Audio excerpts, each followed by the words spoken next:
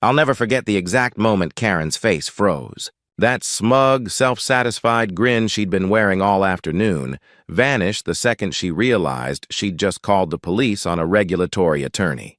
It was almost comical, the way that confidence melted away like ice cream sliding down hot pavement. But I'm getting ahead of myself. To truly understand how this all unraveled, let me take you back to the beginning. The day one woman's power trip triggered the downfall of an entire HOA. The moving truck had barely rolled to a stop in front of my daughter Emily's brand new townhouse when I first saw her. Karen Peaton, as I'd later come to know, was already standing stiff on her perfectly maintained lawn, arms crossed tightly over her chest, lips pursed like she'd just sucked on a lemon. I had driven 4 hours to help Emily move into her first home. We hadn't even opened the rear door of the truck before Trouble strutted across the street in designer sandals and a blinding pink tracksuit. "Excuse me?"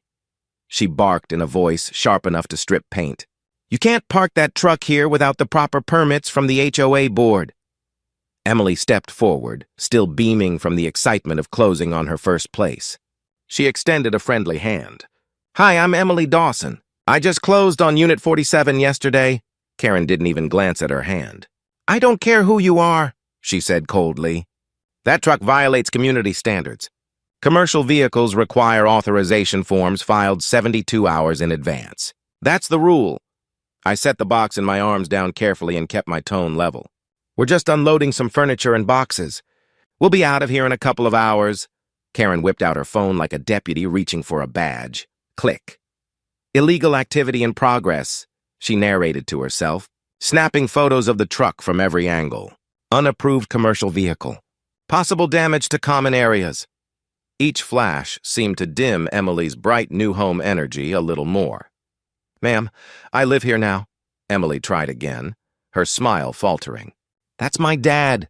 He's just helping me move in." Karen's eyes narrowed into slits.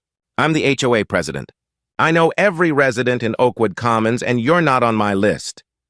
She flipped open a leather-bound notebook like some kind of self-appointed sheriff. "Let's see." "No, Emily Dawson. No Unit 47 closing. That means you're trespassing." I recognized the type instantly.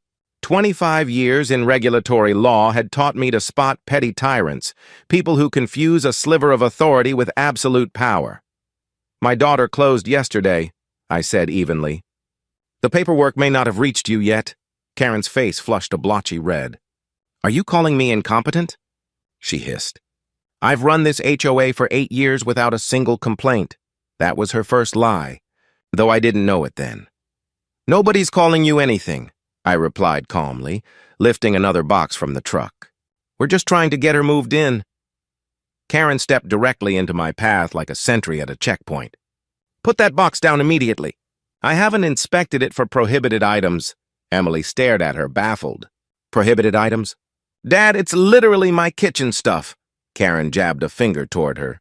"Certain appliances require board approval. Microwaves over 1,000 watts, blenders exceeding 70 decibels. It's all in the covenant." She was clearly making it up on the spot. But at that point, all I wanted was to help my daughter settle in, not escalate a petty neighborhood drama. "Look," I said, stepping carefully around her. "We're not trying to start trouble. Let us unload today, and Emily can handle whatever paperwork tomorrow." That's when she made her grand move, or at least what she thought was a power play. She pulled out her phone again and dialed 911. "Hello, police? This is Karen Peaton, president of the Oakwood Commons HOA," she said, loud enough for the whole street to hear. "I need to report suspicious individuals unloading unknown items into one of our units." "Yes, I believe they're trespassing. One is an older man with out-of-state plates. Very threatening demeanor." I almost laughed out loud at the threatening demeanor. I was wearing khakis and a polo shirt. If anything, I looked like a substitute teacher. Emily, however, looked uneasy. "Dad, should we stop?" "I don't want trouble on my first day." I squeezed her shoulder reassuringly. "Don't worry, sweetheart. We're not doing anything wrong." "Let her call," Karen smirked, clearly thinking she'd already won.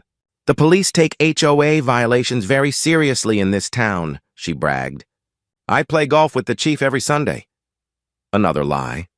She parked herself next to the truck like a security guard, blocking us from unloading another box while we waited. From behind curtains and blinds, curious neighbors peeked out. I got the sense this wasn't the first time they'd seen Karen put on a show. About 10 minutes later, 2 patrol cars arrived, lights flashing softly in the afternoon sun. Karen practically skipped over to them, waving her arms like she was directing air traffic, clearly spinning some exaggerated tale. The officers approached us with carefully neutral expressions. "Sir, we received a report of trespassing and suspicious activity," the lead officer said. His badge read Sergeant Morrison. I gave him a polite nod. "Officer, I'm just helping my daughter move into her new home. She closed on Unit 47 yesterday. I'm Jake Dawson. This is Emily." I handed him my driver's license. The younger officer, Ramirez, studied me with a hint of recognition.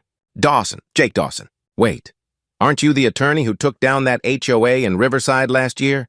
The embezzlement case?" I gave a small, calm smile. "That would be me. I specialize in regulatory law and HOA governance issues." Sergeant Morrison's brows lifted in genuine surprise. "No kidding. My sister lived in that neighborhood. You saved them from a corrupt board." Sergeant Morrison handed back my license with a firm nod before turning toward Karen.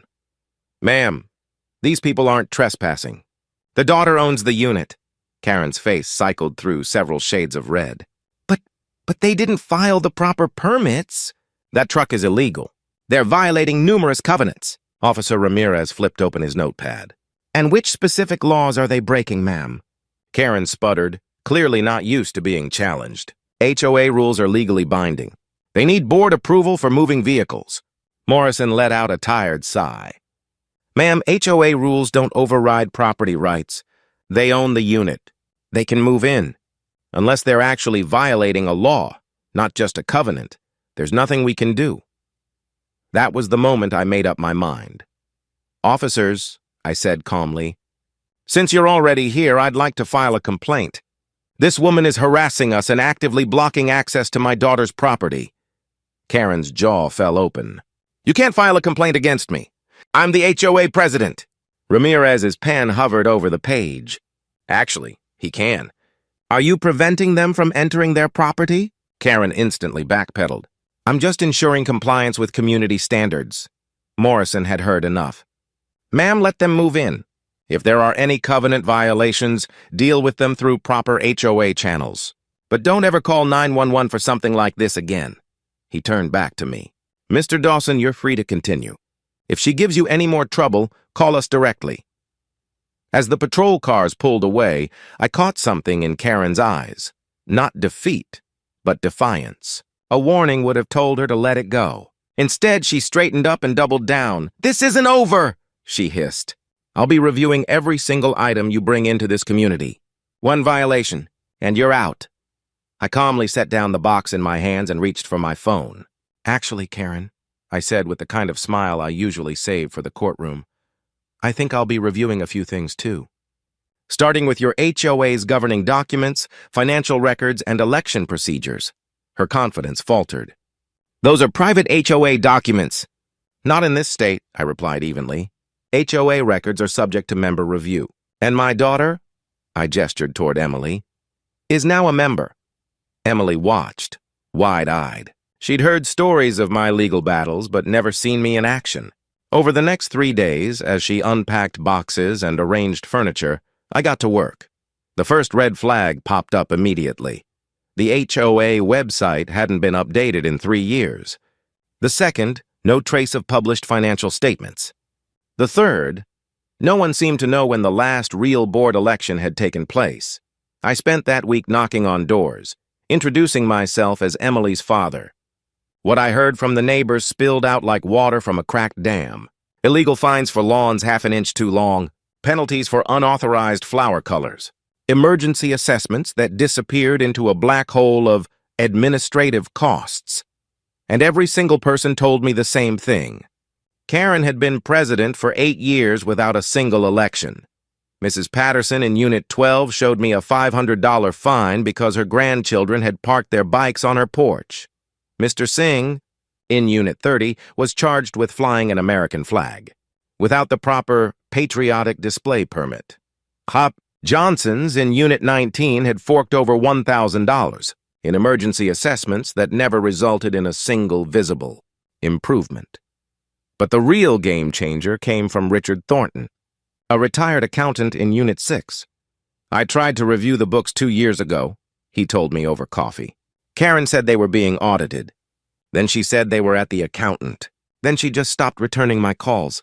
He slid a folder across the table. "I've been keeping track of what I could find. The numbers don't add up. I spent hours going through his meticulous records. Missing funds, suspicious transfers, and worst of all, no legitimate board election since 2016. Karen had simply crowned herself president after the old board resigned and ruled unchecked ever since. By the end of the week, I had enough evidence to topple a small government, but I waited for the perfect opening. It arrived when Emily got her first violation notice, unauthorized window treatments. Apparently, her curtains were the wrong shade of white. That was it.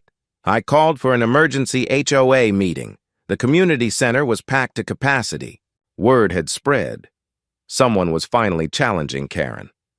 She sat alone at the board table, her usual cronies nowhere to be seen. I placed a thick stack of documents on the table with a satisfying thud. "I moved to audit the HOA's financial records for the past 8 years, I began. Karen banged a cheap wooden gavel she'd clearly bought for herself. "You're out of order! Only board members can make motions," I smiled. "Actually, according to your own bylaws, which I have right here, any member in good standing can propose motions at open meetings." Page 47, Section 3, she fumbled through her copy, clearly unfamiliar with the rules she claimed to enforce. "Furthermore," I continued, "I move for immediate board elections, since there haven't been any since 2016, murmurs rippled through the crowd. "That's impossible!" Karen shrieked. "I've been duly elected every year." "By whom?" I asked calmly. "Where are the ballots? The vote tallies? The election notices?" I held up another stack of papers. "I've obtained records from the Secretary of State. No HOA election filings for Oakwood Commons since 2016. The room buzzed.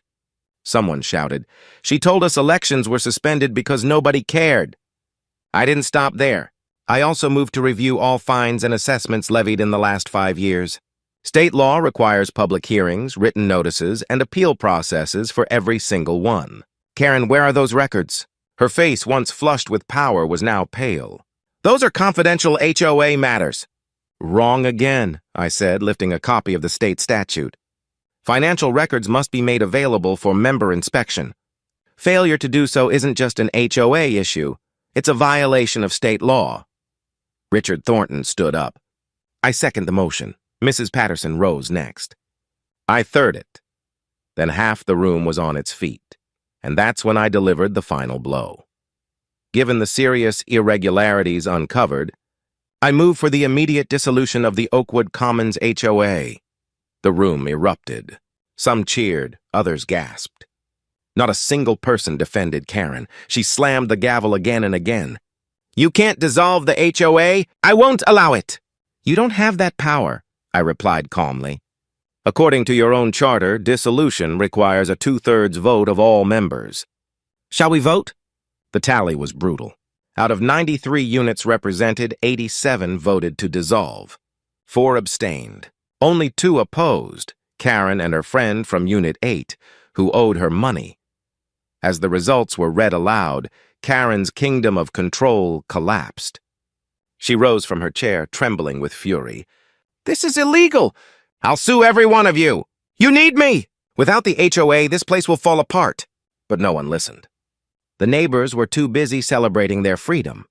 The legal dissolution process took a month, and in that time, even more corruption surfaced. The district attorney opened an investigation into missing funds. Karen was forced to repay $32,000 in illegal fines and unauthorized expenses. Her real estate license was suspended. She lost her job at the property management company when the scandal went public. The last time I saw her was at the final dissolution hearing. The judge confirmed the vote and officially ended the Oakwood Commons HOA. As the gavel fell, Karen let out a sound somewhere between a sob and a scream. 8 years, she cried. "I gave 8 years to this community." The judge's reply was simple and cold. Ma'am, you gave yourself 8 years of unauthorized power. Case closed.